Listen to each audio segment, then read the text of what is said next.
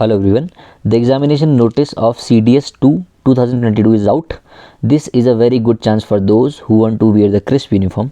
इस वीडियो में मैं बात करूंगा इस नोटिफिकेशन से रिलेटेड जितने भी क्वेरीज आपकी रहती हैं, आपकी कितनी एज होनी चाहिए, कितने अटैम्प्ट्स बाकी हैं, सेंटर्स को लेके, विच पेन टू यूज़, या फिर कौन सी आई कार्ड आपको कहाँ फिक्स करनी है, आपको सिग्नेचर या फिर फ़ोटो अगर आपको खुद से आप फॉर्म भर रहे हैं घर पे तो कैसे आप फ़ोन से भर सकते हैं, लैपटॉप से। All those miscellaneous topics will be discussed in this video. और मैं चाहता हूँ कि ये वीडियो उन लोगों तक पहुँचाएं जो घर पे भर रहे हैं। और आपको बता दूँ ये फीमेल कैंडिडेट्स के लिए फ्री ऑफ कॉस्ट है, इसीलिए भले ही आपकी तैयारी हो ना हो, फॉर्म ज़रूर भरिए।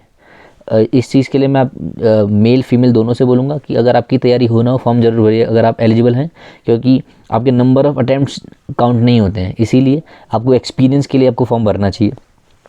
तो सबसे पहले बात करते हैं हाउ टू अप्लाई। इसमें लिंक दिया हुआ है http://upsconline.nic.in। आप डायरेक्टली इसमें जाके फॉर्म भर सकते हैं। पार्ट 1 आप फ़ोन से भर सकते हैं, लेकिन पार्ट 2 के लिए यू नीड अ कंप्यूटर और लैपटॉप, क्योंकि उसमें आपको फ़ोटो, सिग्नेचर और आई कार्ड अफिक्स करना पड़ता है, इसीलिए अपलोड करना पड़ता है, इसीलिए आप पार्ट 2 लैपटॉप से भर सकते हैं।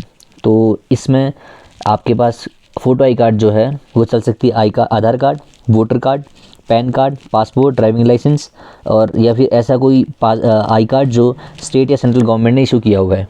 तो जनरली सब लोग आधार कार्ड भरते हैं, यूज़ करते हैं या और अपलोड करते हैं। आप भी कर सकते हैं, लेकिन मेक श्योर कि whichever I card you are uploading on the application form, you have to bring the same I card to the examination centre also. क्योंकि होता क्या है कि आप बहुत बार DL फिक्स करते हैं और एग्जामिनेशन सेंटर में आधार कार्ड आपके पास होता है वॉलेट में, तो that is a major cause of rejection on the first instance itself. उसके बाद let us come to point number 3, that is last date for submission and withdrawal of applications. तो last date है 7 जून शाम को 6 बजे तक का, इसीलिए डू नॉट वेट टिल 7 जून। अभी फॉर्म भरिए, क्योंकि बहुत एरियाज़ है जहाँ डेंसिटी ऑफ पॉपुलेशन बहुत ज़्यादा है। लेट्स से दिल्ली, वहाँ के लोग बहुत जल्दी फॉर्म भरते हैं, ज़्यादा पॉपुलेशन है, जल्दी भरते हैं, तो वहाँ की सीट्स फुल हो जाती हैं। उसके बाद लोग गाज़ियाबाद जाते हैं या फिर कहीं और जाते हैं। इससे बढ़िया अभी आप फॉर्म भर लीजिए, आज ही आउट हुआ है, 1-2-3 दिन में भर लीजिए, सीट्स काफ़ी रहती हैं, नो नीड टू वरी। उसके बाद point number 4, the eligible candidate shall be issued an admit card 3 weeks before the commencement of the examination. यानी कि एग्ज़ाम होने से 3 हफ्ते पहले आपको एडमिट कार्ड आपका मिल जाएगा, और ये किसी के मेल पे या फिर पोस्ट से नहीं आएगा, ये आपको डाउनलोड करना पड़ेगा UPSC के ऑफिशियल वेबसाइट से। 5 है पेनल्टी फॉर रॉन्ग आंसर्स। तो अगर आप गलत मार्क करते हैं तो आपको 0.27 डिडक्ट होते हैं। सही आंसर करने पे आपको 0.83 अवार्ड होते हैं। मैथ्स में अलग है, मैथ्स में एक क्वेश्चन 1 मार्क्स का होता है और नेगेटिव 0.33 का। उसके बाद पॉइंट नंबर 6, आपको ब्लैक बॉल पेन ही लेके जानी है, नीली पेन लेके मत चले जाना। SSC में बहुत जगह एग्जामिनेशन में ब्लू भी अलाउड होती है, ब्लू या ब्लैक, लेकिन UPSC में सिर्फ ब्लैक होती है, वो भी डॉट पेन, जेल पेन नहीं चलती, पायलट पेन, फाउंटेन पेन कुछ नहीं, सिर्फ ब्लैक डॉट पेन लेके आपको जाना है। उसके बाद point number 8, mobile phones band, mobile मना कर रहे हैं, फिर ये मत ले जाना। उसके बाद let us come to the number of vacancies, name of the course and approximate number of vacancies. तो IMA देहरादून के लिए 100 वैकेंसीज़ हैं, और INA एजीमाला के लिए 22, एयरफोर्स अकेडमी हैदराबाद के लिए 32, ऑफिसर्स ट्रेनिंग अकेडमी चेन्नई के लिए 169 for man, OTA Chennai 16 for women. तो अगर देखा जाए तो 16 फिर भी ज़्यादा है 14 से। Last time I guess 14 seats थी या 16 ही थी। I have seen a notification in which the number of vacancies for women were 12। तो इस बार कंपेरेटिवली ठीक सीट्स हैं, जो ढंग से मेहनत करेगा उसका होता ही है।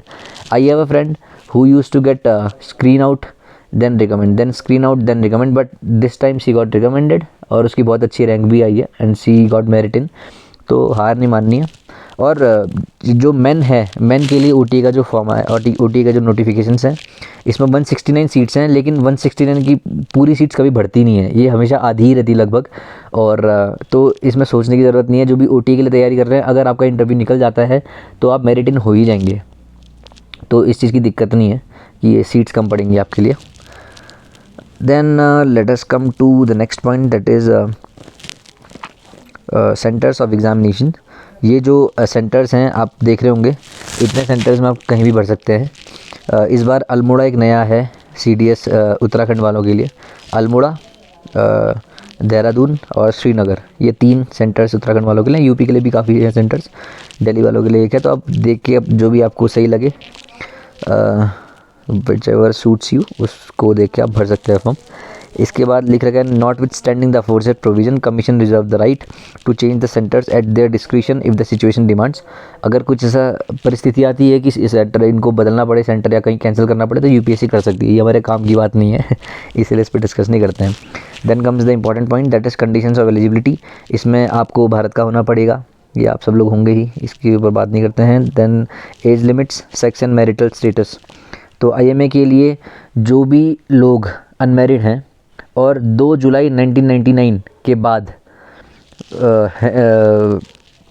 से पहले नहीं पैदा हुए, यानी कि 2 जुलाई 1999 के बाद हैं, और 1 जुलाई 2004 से पहले हैं, यानी कि 3 जुलाई से लेके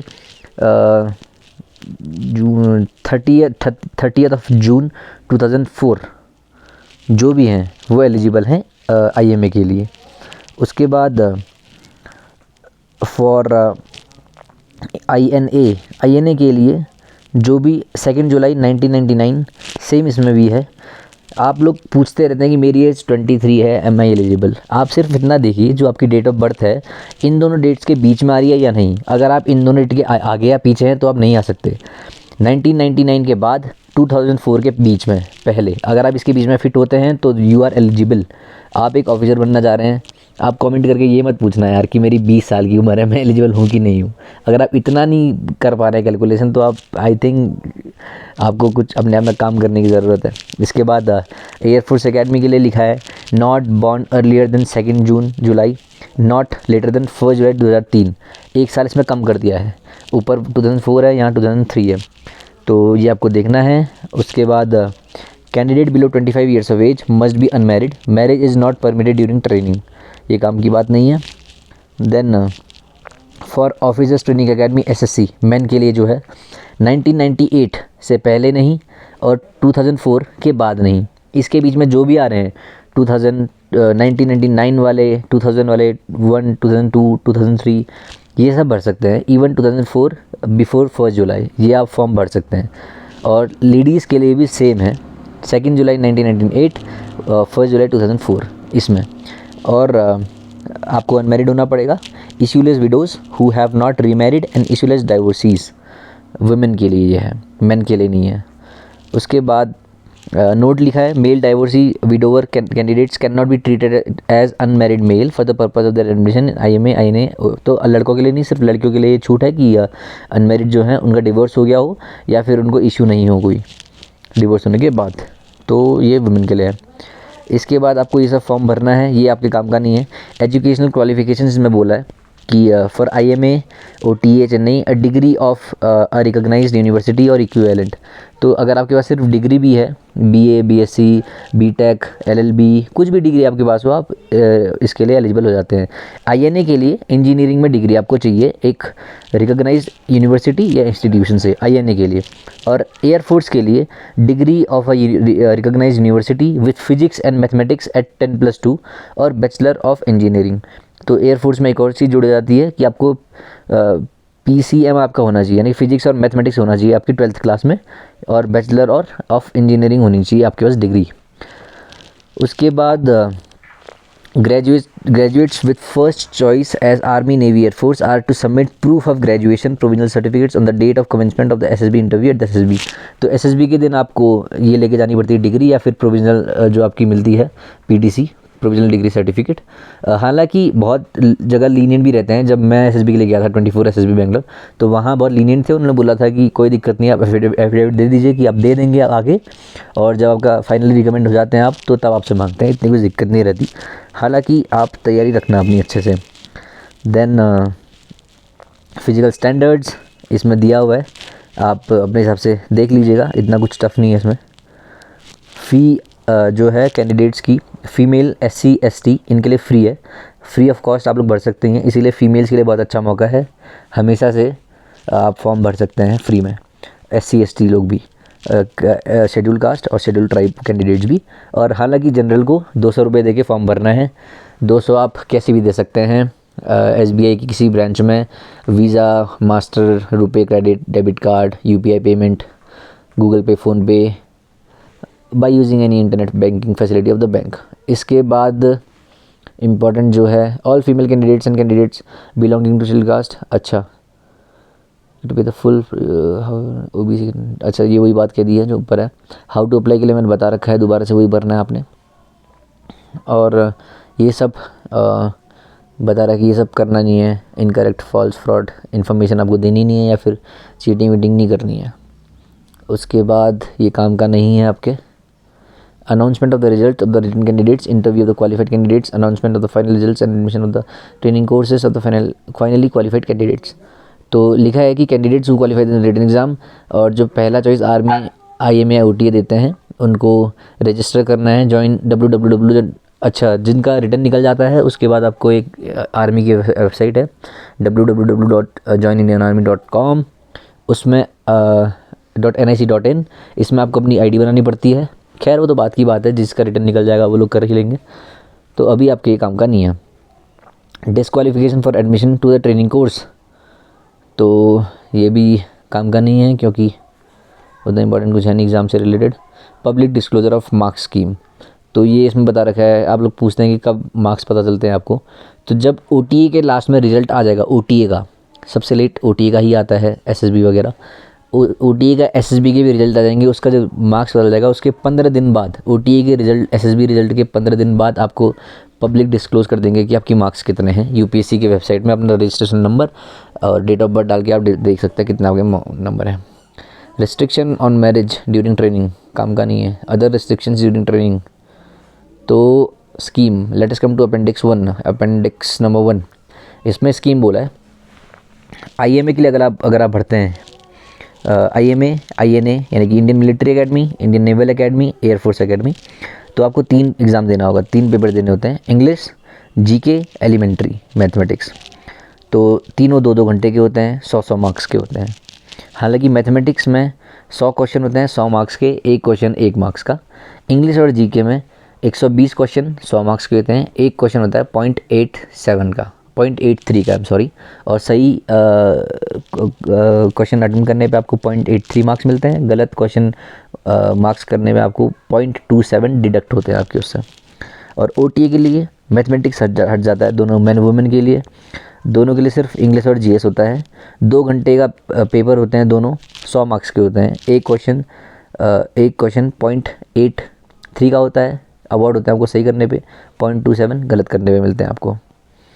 then standard and syllabus of the examination, तो जैसे इसमें सिलेबस दिया हुआ है। जनरल साइंस, जनरल नॉलेज में है कि general knowledge including knowledge of current events, तो करंट अफेयर्स में आ गया, and of such matters of everyday observation, newspaper इसमें आ गया, and experience in their scientific aspects as may be expected of an educated person who has not made a special study of any scientific subject. The paper which also include questions on history of India, geography of a nature which candidate should be able to answer without special study. ये बोल तो without special study बोलते हैं, लेकिन बहुत special studies में चाहिए रहती है, स्पेशली GK में। इसीलिए इनकी एक बात से मैं मानता हूँ कि स्पेशल स्टडी नहीं चाहिए, क्योंकि बेसिक NCERT बुक्स हमेशा बोलता है, बेसिक स्पेशल नहीं होती। तो आप बेसिक्स NCERT से पढ़िए, जो आप पढ़ी रहे होंगे। खैर अब तो एग्ज़ाम का टाइम आ गया। मैथमेटिक्स के लिए ये सब है, आप इन सब को प्रैक्टिस कर लीजिए, जैसे अलजेब्रा है या ट्रिग्नोमेट्री है, ज्योमेट्री है, मेंसुरेशन, स्टैटिस्टिक्स है। इतना आप कर लेंगे तो आपका एग्ज़ाम निकलने में दिक्कत नहीं होनी चाहिए। उसके बाद है इंटेलिजेंस एंड पर्सनालिटी टेस्ट, ये आपकी SSB वाली बात करती है, अभी आपके काम की नहीं है। SSB आपको बाद में एक वीडियो बनेगी, उसमें आप देख लीजिएगा, अभी रिटर्न पे आप फोकस करिए। तो ऐसे आपको फॉर्म भरना है। उसके बाद जो घर पे ही भर रहे हैं और जिनको पार्ट 2 फॉर्म फिल करने में दिक्कत आ रही है, उनको बता दूं कि पेंट जो होता है, पेंट में अपनी फ़ोटो डाल के रीसाइज़ कर सकते हैं, उसको रीसाइज़ करके उसको जितना KB उसने मांगा है उतने में फ़िट हो जाता है वो। वैसे आप फॉर्म घर पे भर सकते हैं फ्री ऑफ कॉस्ट, क्योंकि बाहर अगर आप जाएंगे तो 200 का फॉर्म कोई लोग 400-300 रुपये लेते हैं। इससे बढ़िया घर पे फॉर्म भरिए और पैसे बचाइए। Important instructions to withdraw application आपके काम का नहीं है। तो यही सब है। और जो ब्लैक बॉल पेन ही आपको यूज़ करनी है OMR शीट्स के लिए, ये आपको मैंने पहले बता दिया है। ऐसे आपको करनी है फिल, कुछ वो नहीं करना है कि टिक या फिर क्रॉस नहीं करना है मार्क करने के लिए। और इसके फिजिकल स्टैंडर्ड्स वगैरह दिए हुए हैं, आपका वेट कितना होना चाहिए आप चार्ट से देख सकते हैं, कितनी आपकी एज है, कितनी आपकी हाइट है, तो आपका वेट कितना होना चाहिए जिससे कि आप एलिजिबल रहें। उसके बाद आप लोग पूछते हैं आँख कितनी सही होनी चाहिए, तो ये आप देख सकते हैं कि परमिटेड क्या है क्या नॉट परमिटेड है अपने हिसाब से। और candidates who have gone undergone radial keratotomy and permanently unfit. अच्छा, तो जिनको भी रेडियल कैरेटोटॉमी हुआ है वो अनफिट हैं, वो नहीं दे सकते हैं, सैड टू नो दैट। उसके बाद ये नेवी के लिए है और अलग अलग सर्विसेज अलग अलग मांगती है, जैसे कि करेक्टेड विज़न इतना है, लेकिन कितना लिमिट तक का आपको मायोपिया या हाइपरमेट्रोपिया अलाउ करते हैं। और ये सब आपको मेडिकल ग्राउंड से ये आप पढ़ सकते हैं। तो स्पेशली जितना इम्पोर्टेंट था वो ऊपर डिस्कस कर चुका हूँ मैं। और पल्स, ब्लड प्रेशर, ये सब इन सब में मत जाइए, आप सिर्फ अभी रिटर्न पे फोकस करिए, क्योंकि आपके काम का रिटर्न ही है। रिटर्न एक बार निकल जाएगा तो फिट आप हो ही जाएंगे दौड़ दाड़ के, है ना। तो इतना सोचना नहीं है, सिर्फ अभी स्टार्ट करना है पढ़ने पे। आपको शॉर्ट में बता दूं, अभी अगर आपको एक रूटीन फिक्स करना है तो न्यूज़पेपर से स्टार्ट करिए। डेली न्यूज़पेपर में जो भी चल रहा है उसको जीएस से लिंक करिए। अभी सुप्रीम कोर्ट का जज एक चेंज हुआ, धुलिया जी हुए हैं, तो आप जज के बारे में पूरा पढ़ लीजिए। There must be a question in the coming examination कि सुप्रीम कोर्ट का जज अपॉइंट कौन करता है, या फिर इसमें से कौन से पावर सुप्रीम कोर्ट के जज के पास नहीं है, या सुप्रीम कोर्ट के बारे में जनरल क्वेश्चन आ सकता है। सुप्रीम कोर्ट, हाई कोर्ट, जजेस of both the courts, even the lower judiciary, आपको ये पढ़ लेना चाहिए। कौन सा प्रेसिडेंट अपॉइंट करता है, मतलब कौन अपॉइंट करता है, कौन से आर्टिकल में है, ये आपको पता होना चाहिए। ऐसे ही इसके क्वेश्चन आप लगाइए दिशा 10,000 MCQ की बुक से। जो भी क्वेश्चन हो रहा है पहले उसको पढ़िए न्यूज़पेपर में, फिर उसको पढ़िए अपने नोट्स में, लक्ष्मीकांत की बुक में, उसके बाद उसके क्वेश्चन लगाइए दिशा 10,000 MCQ की बुक से। That is how your topic will become strong and your level will increase from mediocre to high level. तो ऐसे धीरे धीरे आपका लेवल बढ़ेगा। तो ऐसे आपको पढ़ना है जीएस के लिए। इंग्लिश के लिए डेली एक प्रीवियस क्वेश्चन पेपर सॉल्व करना है। जो भी आपको टफ लग रहा है उसमें इंग्लिश विद रानी मैम की वीडियोस देखनी है। अगर लेट्स से कि आपको स्पॉट द एरर्स में दिक्कत आ रही है, then watch the videos of English with Rani ma'am. तो धीरे धीरे उसमें भी आपका लेवल अच्छा रहेगा। अगर आप 75 to 80+ मार्क्स इंग्लिश में स्कोर कर रहे हैं, बाकी 30 मार्क्स जीएस में कर ले रहे हैं, तो आपका ओटीए के लिए कट ऑफ निकलना ही है। तो मैं आपको जो बता रहा था, मेरी एक दोस्त है जो रिकमेंड हुई है, उसके 120+ मार्क्स थे ओटीए में। तो अगर आप इतने मार्क्स अच्छे से ले आएंगे तो आप एसएसबी में अलग ही कॉन्फिडेंट होके जाएंगे और आपका वो भी निकलेगा। इसीलिए मेक श्योर कि आप अच्छे से मार्क्स रिटर्न में ले आ रहे हैं। Return is important, equally important. तो आई थिंक कि इतनी इन्फॉर्मेशन काफ़ी थी। अगर आपको कुछ डाउट हो, अच्छा जेन्युइन डाउट, तो कमेंट करिएगा। I think this video helps you. All the very best. जय हिंद।